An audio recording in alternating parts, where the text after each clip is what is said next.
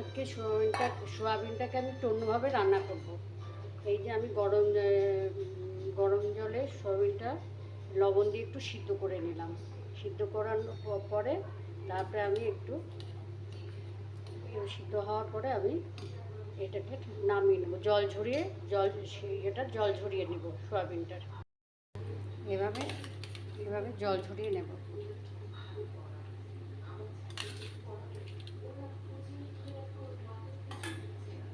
তো 4-5টা কাঁচা লঙ্কা, কাজু, অর্ধেকটা টমেটো, জিরে এটাকে পেস্ট করে নেব। আলুটাকে আমি এভাবে ভেজে ফেলে রাখলাম। আলু ভাজার তেলের মধ্যে শুকনো লঙ্কা, গোটা জিরে আর ছোটো এলাচ দিলাম। ছোটো এলাচ দিয়ে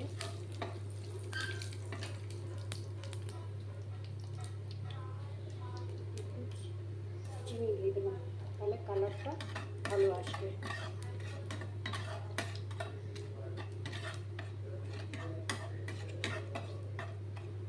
তারপরে আমি যে মশলাটা করে রেখেছিলাম সেটা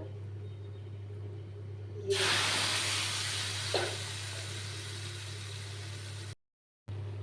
এর মধ্যে একটু হলুদ দেবো।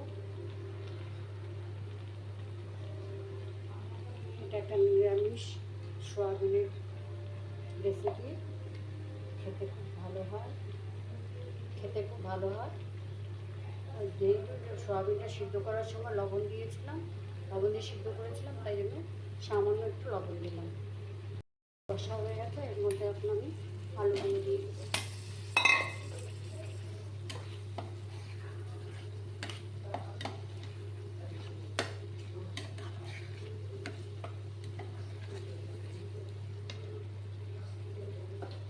দই মাখানো এই সোয়াবিনটা দিয়ে দেবো।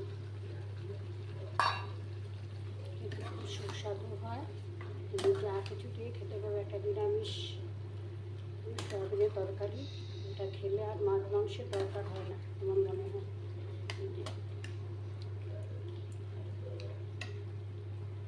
রেসিপিটা কমপ্লিট হয়ে গেছে।